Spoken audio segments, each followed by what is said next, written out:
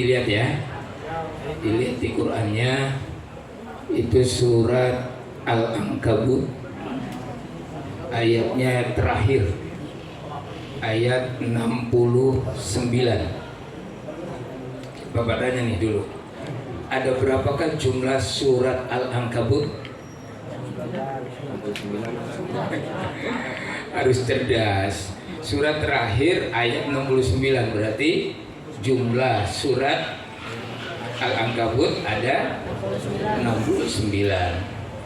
Kalau jumlah surat di dalam Al-Quran ada berapa? 114. Jadi surat yang ke 114 adalah surat An-Nas. Cerdas. Baik, pada siang hari ini dadakan saya ditodong untuk ngasih tausiah singkat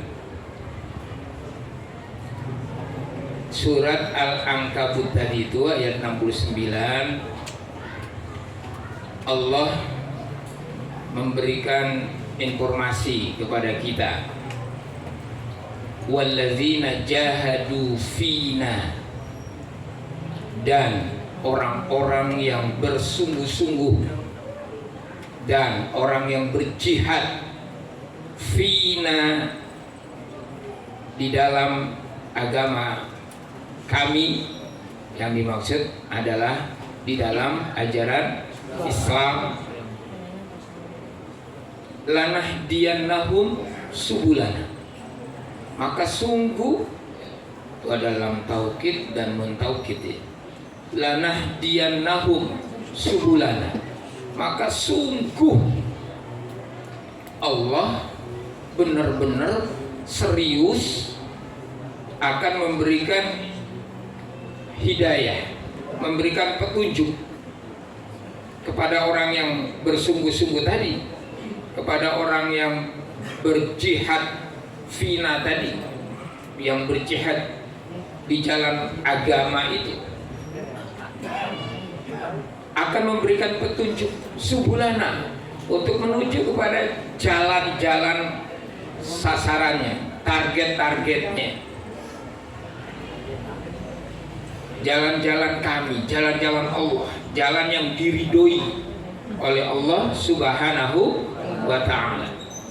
Dan ditutup ayat itu dengan wa innallaha lama'al muhsinin, lagi-lagi pakai lam taukid. Dan sungguh Allah itu sungguh bersama hambanya yang suka berbuat baik. Yang bersungguh-sungguh itu disebut juga muhsin, muhsinun, muhsinin. Saya ingin lebih ke adik-adik pelajar Yapis. Ini ada sanawiyah, ada aliyah. Yang pakai seragam putih biru ini sanawiyah. Yang pakai seragam cukup menarik seragamnya ini.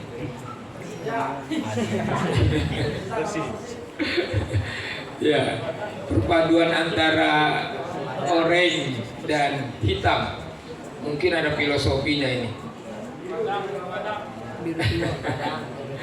Oke. Untuk kalau ditanya nih, kalian mau sukses nggak? Sungguh-sungguh mau sukses? Atau bahasa anak-anak sekarang itu beneran suksesnya? Bener-bener mau sukses? Apa cuma sekedar mau sukses? Ini menentukan keberhasilannya nanti. Kalau kalian memang benar-benar sungguh-sungguh mau sukses, ini akan diberi jalan oleh Allah itu untuk benar-benar sukses. Walaupun ini bukan cuma untuk belajar, untuk juga hal yang lain. Ketika kita semua berusaha supaya hidup kita baik dengan sungguh-sungguh, maka insya Allah kasih jalan untuk baik itu. Gitu ya. Jadi kesungguhan ini syarat untuk tercapainya harapan-harapan kita. Syarat untuk tercapainya cita-cita kita. Syarat untuk tercapainya apa yang kita usahakan. Jadi kalau nggak sungguh-sungguh bagaimana? Ya Allah nggak sungguh-sungguh juga untuk memberikan kesuksesan. Allah juga nggak akan memberikan kemudahan. Kelihatannya ketika kita sungguh-sungguh kelihatan susah. Padahal di balik itu Allah akan berikan kemudahan. Sebaliknya jangan lupa, yang kelihatan kita nggak mau susah-susah kayaknya mudah hidup ini, nggak mau mikir banyak, nggak mau diribetin segala macam peraturan. Padahal di balik itu begitu banyak kesusahan. Inna ma'al usri yusran. Dua kali itu Allah sebutkan itu. Fa inna ma'al usri yusran. Bahwa sungguh di dalam kesulitan itu akan ada kemudahan. Ini kan kadang-kadang kita nggak mau susah. Nah, pengen sih dapat yang baik, pengen sih mau jadi yang kita cita-citakan, tapi usahanya nggak mau, tapi nggak mau berjuang, nggak mau bersungguh-sungguh,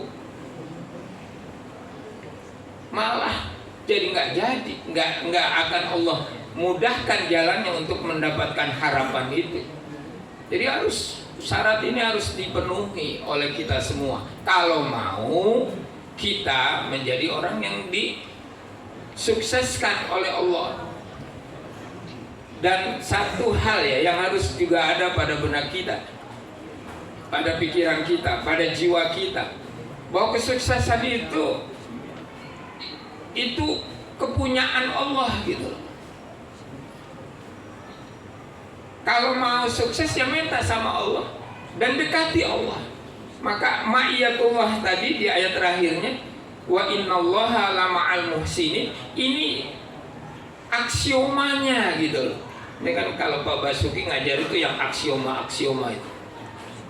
Kalau matematik itu selalu bicara tentang oma. Ya. Tentang ketentuan, rumusan-rumusan untuk bisa menyelesaikan soal-soal itu, gitu. Ada aksiomanya. Nah, aksiomanya untuk sukses itu ikut sertakan Allah di dalamnya. Jangan sampai kita berjuang sendirian, merasa bahwa dengan mengerahkan pikiran, mengerahkan tenaga, mengerahkan biaya, seolah-olah dengan itu kita bisa. Nggak bisa. Karena kesuksesan itu punya Allah. Sertakan Allah, maka akan mudah jalannya. Gitu. Ini berjihad di dalam mencari ilmu, thalabul ilm, ini luar biasa. Selain kita mendapati banyak contoh ulama-ulama kita dulu, Imam Syafi'i itu luar biasa loh mencari ilmu itu. Dulu fasilitasnya sederhana. Beliau harus jalan kiloan meter, ribuan kilometer untuk bisa belajar dengan baik, mencari imam. Gurunya siapa? Imam Malik. Dan itu juga nggak gampang, udah sampai dites dulu itu, baru kemudian bisa belajar. Kalian sekarang luar biasa fasilitasnya. Ada transportasi yang mudah. Mungkin semua punya kendaraan. Kalau nggak punya, kendaraan umumnya banyak. Untuk mencapai tempat belajarnya nggak susah. Bahan-bahan belajarnya disiapkan. Kalau dulu nulis sendiri, Al-Quran aja nggak banyak yang dicetak gitu kan, ditulis sendiri oleh para gurunya itu. Baru kemudian kita usahakan untuk juga ikut nulis. Luar biasa perjuangannya itu. Nah, menuntut ilmu ini kan juga menjadi syarat untuk juga kita bisa berada di jalannya tadi. Kalau nggak ngerti caranya, nggak mungkin juga kita sampai di jalannya itu. Wala taqfu ma laisa laka bihi ilmu. Inna sam'a wal basara wal fuada kullu ulaika kana anhu mas'ula. Surat Al-Isra ayat 36. Nanti dicatat. Sekarang megang catatan enggak? Enggak. Oke, nanti dilihat ya. Janji sungguh-sungguh kan? Berarti harus dilihat. Surat apa tadi?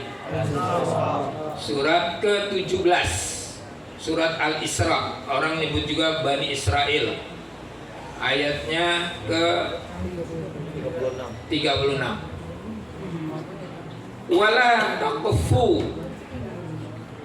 ma laisa laka bihi ilm. Janganlah kamu mengikuti sesuatu tanpa ilmu. Nah, ini dipegang nih, digaris bawahi benar-benar. Jangan ikuti sesuatu tanpa ilmu. Jadi mengikuti sesuatu harus dengan ilmu.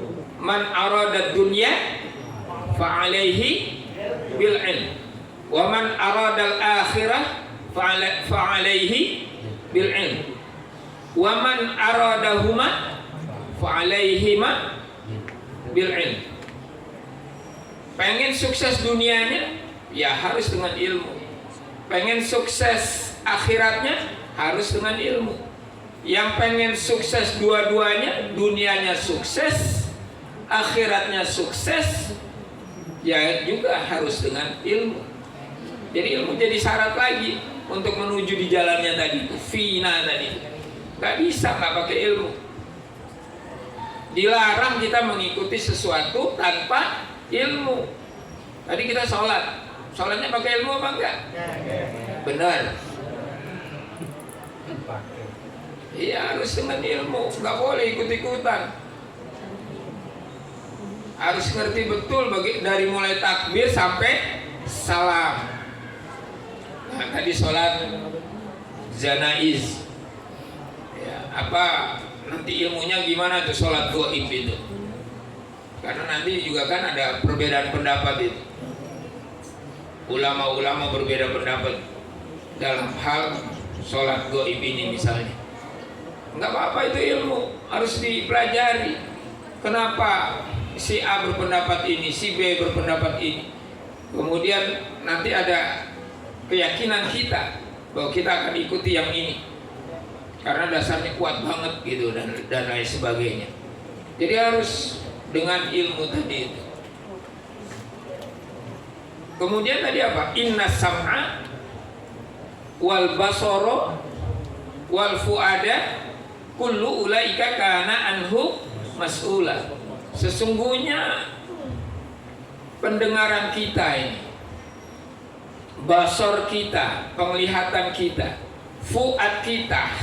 Fuad ini di salah satu terjemahnya, salah satu tafsirnya diartikan dua dia, fikir dan hati. Untuk memikir dan untuk merasa. Fuad itu ada dua komponen yang bekerja untuk memikirkan sesuatu, untuk berpikir dan untuk merasa. Jadi kalau ini kognitif namanya, kalau yang diajarin Pak Basuki biasanya kognitif semua itu. Kalau yang diajari Pak Sugianto biasanya emosi semua. Marah-marah mulu ya. Emosi di sini bukan emosi yang marah-marah, rasa, merasa. Nah, nanti ininya ke afektif. Bagaimana memunculkan sikap yang indah sebagai seorang muslim, memunculkan sifat akhlakul karimah, sifat yang terpuji. Nah itu nanti di sini adanya di merasa. Jadi berpikir merasa jadi satu paduan, fuad. Itu semua akan dimintakan pertanggungjawabannya di hadapan Allah. Artinya apa? Fungsikan dengan sungguh-sungguh itu pendengaran kita. Ini hari ini lebih banyak ya yang kita pakai pendengaran kita untuk mendapatkan ilmu itu. Tapi apakah semuanya bisa dipastikan nih pendengaran kita gunakan secara maksimal nih? Saya nggak ngerti nih, nunduknya itu nunduk khusyuk apa nunduk karena macam-macam. Ya, pendengaran ini pintu pertama masuknya ilmu. Jadi kalau nggak dipakai, nggak difungsikan sebagaimana mestinya, secara maksimal, secara optimal, ilmu yang masuk yang kita peroleh nggak banyak.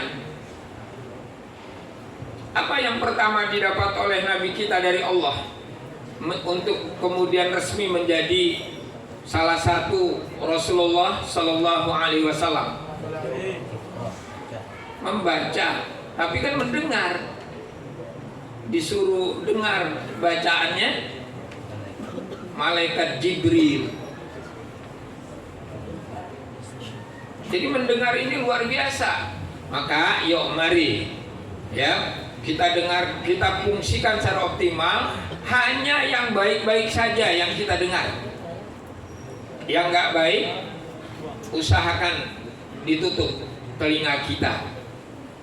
Untuk yang maksiat kan banyak sekarang. Maksiat dalam bentuk suara, maksiat dalam bentuk bisikan, gitu kan? Kan setan masuk ke pikiran kita, ke jiwa kita lewat bisikan juga.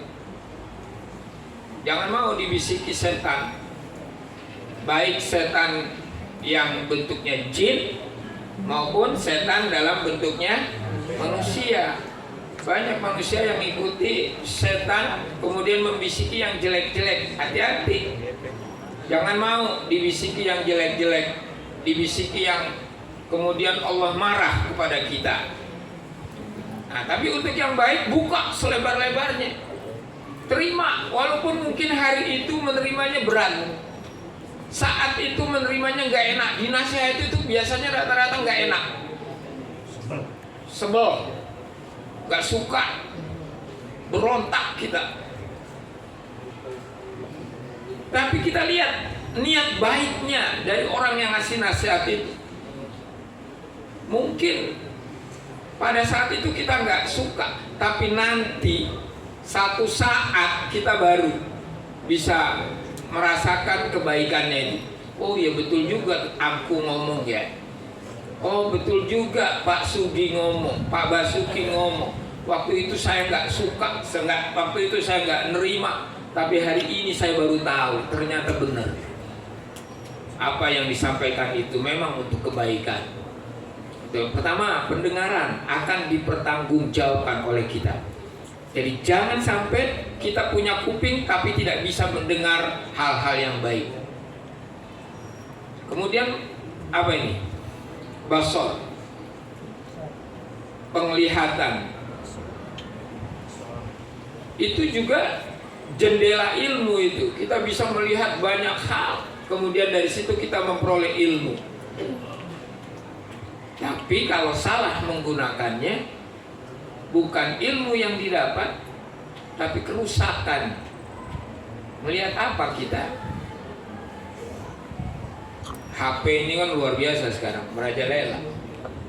Mungkin setiap kita punya HP nih, setiap kalian punya HP. Nggak boleh dibawa ke sekolah ya, ada di rumahnya. Mungkin ada di tas diumpetin, gitu ya. Jajannya 5.000 dibeli untuk pulsanya. Untuk apa itu pulsanya? Supaya bisa hubungan internet. Kemudian apa yang dilihat? Allah melihat nggak? Tadi itu ma'iyatullahnya hati-hati. Allah bersama kita. Allah maha menyaksikan. Alimul ghaibi wasyahadah. Allah itu maha mengetahui baik itu yang nampak maupun yang tidak nampak. Kalian boleh menyembunyikan ke guru-guru kalian, ke orang tua kalian, ke siapapun. Apa yang kalian lihat nggak terlihat. Kalian bisa menikmatinya sesaat. Bisa jadi yang seperti itu ternyata merusak pikiran kita, merusak jiwa kita. Ya, hati-hati ini. Karena siapa yang kontrol lagi itu HP itu? Nggak ada lagi kontrolnya. Kalau di sekolah masih ada Pak Guru, masih ada orang-orang yang siap memberikan bimbingan pada kita. Tapi kalau di tempat yang tersembunyi, di rumah, masih ada orang tua, tapi kemudian ketika orang tua juga tidak bisa mengontrol lagi, siapa yang mengontrol itu? Padahal dengan itu kita bisa banyak mendapat ilmu, tapi sebaliknya malah bisa mendapat kerusakan. Mata juga begitu, penglihatan juga begitu. Kita bisa mendapatkan banyak ilmu dari apa yang kita lihat, tapi sebaliknya kita juga bisa menjadi rusak gara-gara apa yang kita lihat. Jadi nggak boleh semuanya dilihat. Ada yang boleh, ada yang tidak. Begitu. Jadi itu dua. Kemudian apa yang didengar, apa yang dilihat itu diolah oleh pikiran kita. Ketika kita bersama Allah tadi itu, maka mengolahnya juga dengan rahmat Allah. Mengolah apa yang kita dengar, mengolah apa yang kita lihat, itu bersama rahmat Allah.